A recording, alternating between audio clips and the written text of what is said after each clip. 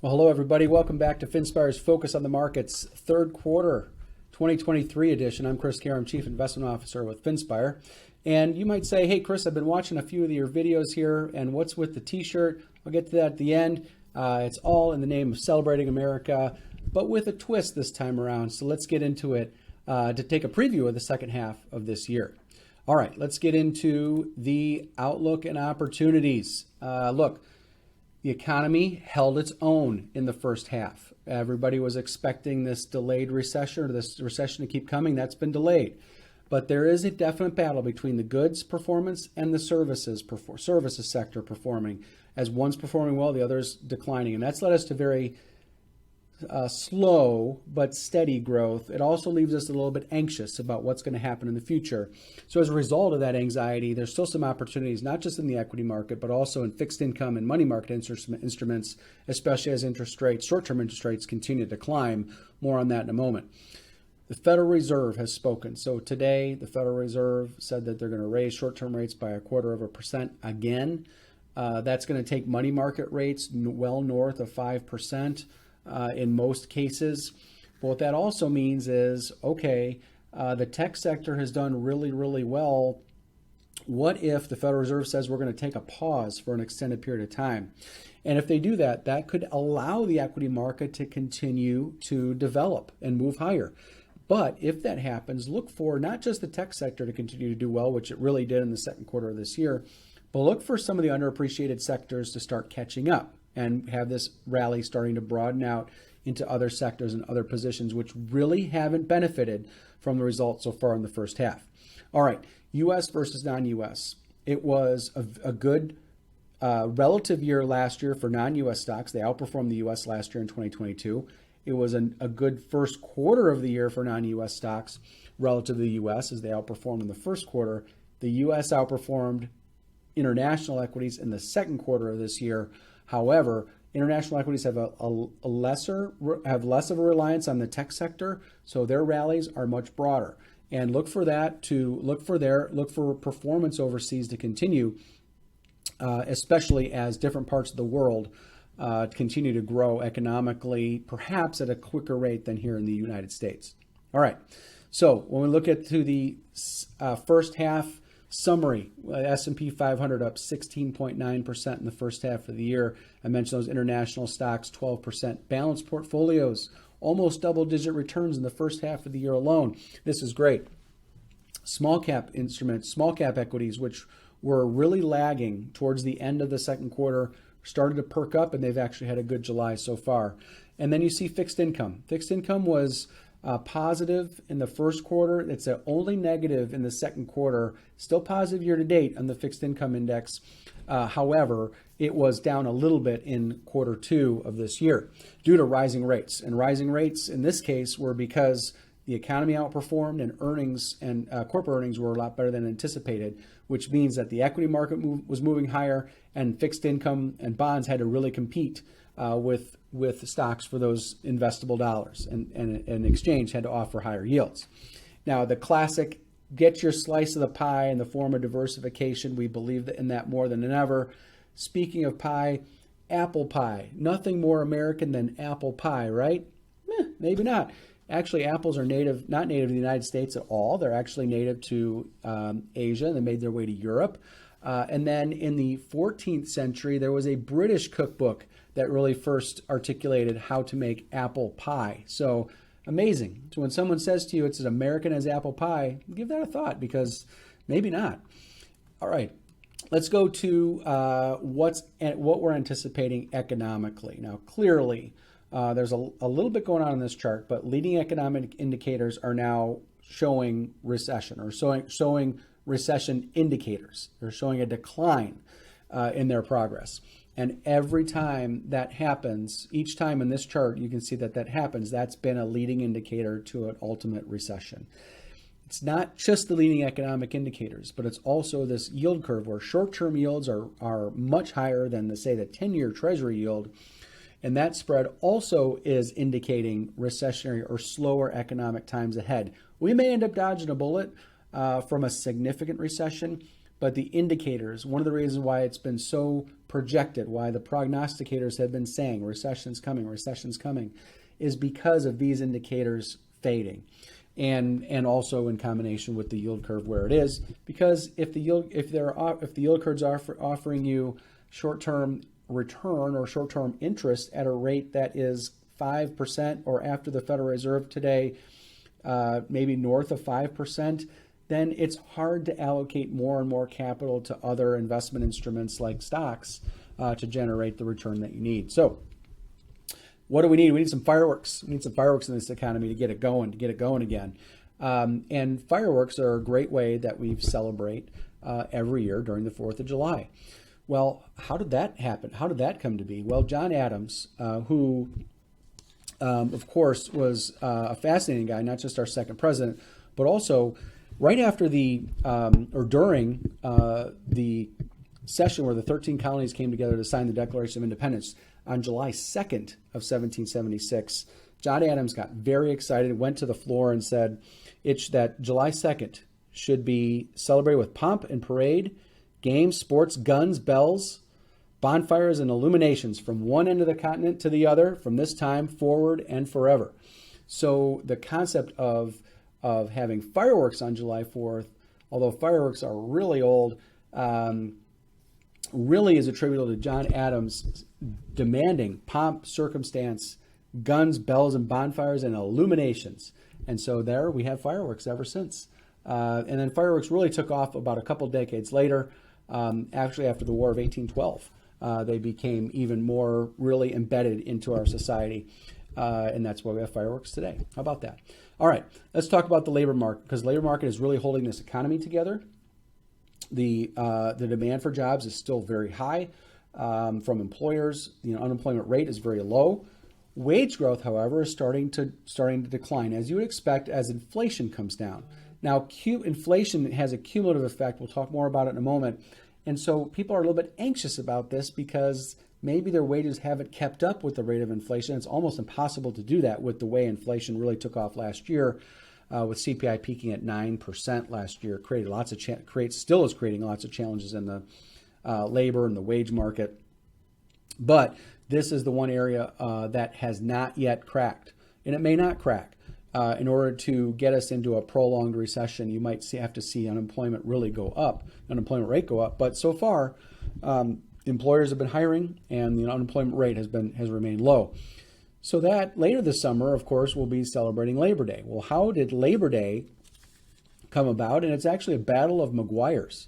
So the two gentlemen, and first at the top, you'll see that the first Labor Day parade was in New York City, September 5th of 1882. But the attributions of Labor Day itself are kind of interesting. So the gentleman here on the left, his name is Peter Maguire. Peter Maguire was a General Secretary of Brotherhood of Carpenters and Joiners and was the co-founder of the American Federation of Labor. And he suggested that he set aside a day for a general holiday for the laboring classes, quote unquote. Well, Matthew Maguire, who's down here at the bottom, was also involved in the labor movement, and he was a secretary of Local 344 of International Association of Machinists in Paterson, New Jersey, and he proposed the holiday in 1882 while serving as a Central Labor Union secretary in New York. So he actually gets the credit. That Maguire is actually getting most of the credit for Labor Day itself, and for, of course, the corresponding parade that occurred in New York City that year. So a battle of the Maguires. And all I could think of when I was researching that was Jerry Maguire. Show me the money. Could you imagine if he was running around the parade? That would be something. All right, here we go. The consumer sentiment. Now, this is what we think is a common contrary indicator to market performance. And what the University of Michigan has been doing for decades is this measure of consumer sentiment. And they interview people and they say, how do you feel about the economy today? And what are your expectations in the future? Well, they measure this in a couple different ways, and they ultimately come with a blended number for consumer sentiment. So current conditions, you can see, have been on the rise, but well below historical averages. Expectations are worse than current conditions. And this historically, like in 2012, 2009, 2007, when 1991, when sentiment, for example, is really low and expectations are for worse conditions, it's usually a great time to buy stocks because there's so much pessimism. And the opposite is true when you get excessive optimism or when sentiment runs really hot, like in 2019, 2020, 2007, 1999, 2000. You get the picture, right? So it's a very contrary indicator. Now, what's interesting is you can see here on the top left, you might say, what's going on over here? Well, this is a building in the University of Michigan, actually in Ann Arbor, Michigan, where I'm from. And the flag actually represents one of the versions of the Stars and Stripes when the state of Michigan came into the Union on January 26th of 1837. Now, what's interesting about that is that the Stars and Stripes itself have been through several variations of their existence, and this was one interesting design that came about when Michigan came into the Union as the 26th state of the Union. So kind of interesting. And if you do some research, you'll find that there's a lot of variations. We tend to know the Betsy Ross flag as an alternative for the 13 colonies as an alternative to the traditional 50-state flag, but 50-star flag, I should say. But there have been iterations along the way as different states join the Union. All right. Here's what we need to keep soaring, which are corporate earnings. So I put the bald eagle, I'll get to that in a moment, on the top left. And this, we've looked at this before. This shows the mountain chart of earnings of the S&P 500 and the blue mountain chart, and the performance of the S&P 500 index, or the direction of the S&P 500 index in the line, in the jagged line moving across the screen. You can see over long periods of time what drives market performance are the earnings. Earnings drive market performance over the long haul, no doubt about it. So earnings are forecasted to go down 7% this year over year, this quarter. Well, if earnings, so far what we've heard from companies is that earnings haven't been that bad. In fact, a lot of companies have outpaced their expectations, and if that continues, we certainly could see equity prices rise in the second half. But we could also see this in different sectors. Like we talked about earlier, we could see different sectors which maybe had depressed earnings reports. The extreme is energy's expectations. The energy sector as a whole have expectations of declining earnings of 48%. Well, that's because they're coming off of last year's really high figures after oil prices spiked in the first half of last year. Well, if that doesn't come to fruition, where it's not as bad as projected, you could see the equity market run higher. Now, yes, earnings need to soar like an eagle, but how did the bald eagle become a symbol of this country? And a lot of it has to do with this guy here, Charles Thomson. Charles Thomson was actually granted, or given the responsibility, I should say, by the likes of some of the founding fathers like Thomas Jefferson, Benjamin Franklin, and John Adams, after they failed to create a proper American seal that would get passed through the halls of Congress.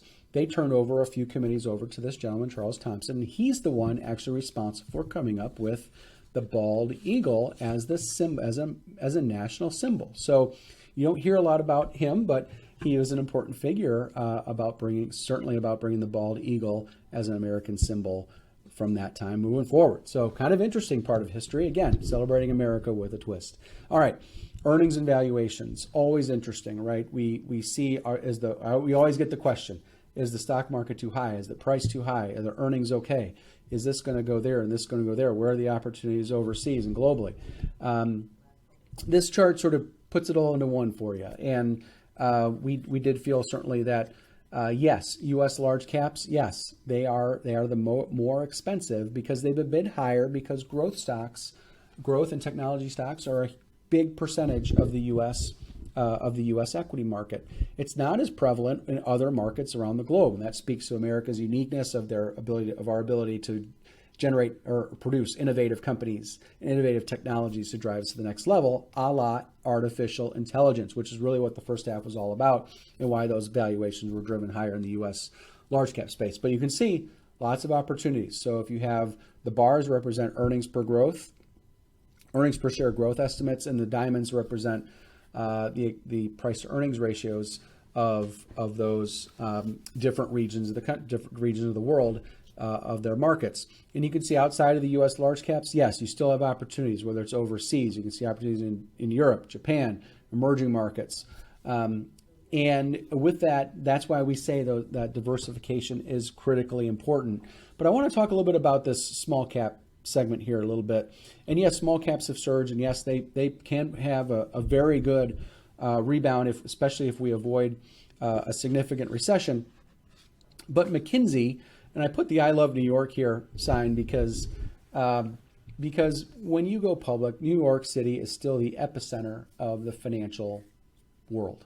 And in particular, Wall Street is historically been the best spot for going public. It's where you hear all about all these companies moving going from private to public. But the number of public companies being traded on exchanges like the New York Stock Exchange and others has really remarkably come down. In fact, according to McKinsey, down about 27%. From about 5,500 companies in 2020 to about 4,000 companies in 2000 to about 4,000 companies in 2020. So over that 20-year period, a 27% decline in companies going public. Well, what does that mean? That means that no longer can you say that the Wall Street economy, which is the stock market, really syncs up with, which now as bigger and bigger companies go public, no longer syncs up with the Main Street economy, meaning what's happening in your local market, in your local economy may not really be in tune, or for that matter, what's happening in your pocketbook may not be really in tune with what's happening on Wall Street. So we're getting these big differentials between what's happening in the economy, Main Street, versus what's happening in Wall Street, which is soaring equity prices so far this year. So it's important to keep that in mind. And it's a story that we're going to continue to track. Because it has other implications about how people invest in the long term. All right, let's talk about this. Let's talk about inflation. I told you we'd get here. CPI we saw some welcome news recently here in the month of July, where the consumer price index dropped to 3% year-over-year change, which is down substantially from over 9% where it was last June. But there are elements of inflation that are still prickly. They're real sticky. And it's really the costs of living in America, which are still stubbornly high and moving higher. So whether it is transportation, hey, if you wanted to take a summer vacation and you wanted to fly, stay in a hotel, it costs you a lot more than a year ago, and it certainly costs you a lot more than it did 2 years ago. And that is those numbers, those prices have continued to drive higher. But people are paying them. So the demand is there. Right now the demand is there, and the consumers are paying those fares, et cetera. Same for shelter. You have to live somewhere, right? Well, rents are moving higher. Why? Because interest rates are moving higher. It's more expensive to mortgage properties, and that gets ultimately passed through to people who live there. So cost of living and food. So the food and shelter, the things that you absolutely need to make it in this world are still the most stubborn areas of inflation. And that's bringing some concern to where these numbers may go in the months ahead. Although we expect them to decline, inflation indicators to continue to decline, these areas have been remarkably sticky and stubborn, and it happens to deal directly into people's pocketbooks. And that could have other implications about how the economy functions moving forward, especially as it relates to areas of consumer spending. So all I could think of was James Brown's Living in America, right? What a great scene in Rocky IV. You got Apollo Creed in the background with the American trunks. James Brown singing his heart out, living in America. Well, yeah, the cost of living in America is higher than it was a year ago and substantially higher than it was 2 years ago. Now, the food area, now this was interesting. If you're weaving through the channels, on July 4th, if you're watching TV and you're not outside doing something else, you may have stumbled across the annual Nathan's hot dog eating contest. Now, I myself can't watch this, can't watch too much of it because I get a little bit sick. But Joey Chestnut and Miki Sudo are pictured there at the bottom. They defended successfully their titles, the Nathan's hot dog eating contest. Joey Chestnut, 62 hot dogs in 10 minutes. Miki Sudo, 39 and a half hot dogs to defend the women's title. Whew, that's some costly food to make up right there. But But yeah, if you've got a strong stomach and you want to watch that, go for it next July 4th every year at Coney Island in New York. All right. So I told you I'd eventually get to the T-shirt at the end, and here we go. So the purpose why I'm wearing a T-shirt, I was privileged and honored to support an organization called Folds of Honor with a July 4th. Actually, it took place on July 1st, celebrating America's Independence Day weekend with a 5K, 10K run, 2-mile walk, and yes, I did the 10K run, in case you're asking. And all proceeds went to Folds of Honor. In fact, we were able to raise a little over $11,000 for the organization, which supports families of fallen soldiers and fallen first responders to help them with things like education in particular, and support for family members that have also sacrificed with the sacrifices of their parents along the way. So we were very proud to support the organization, and that's why I'm wearing a T-shirt this time. It's not how I show up to work every day, but I wanted to do this for the video. It's not only an honor to serve you as clients, but we also take it seriously to serve the community and do what we can to make a difference, and that's what we did here. So thank you for tuning in, and we'll talk to you real soon.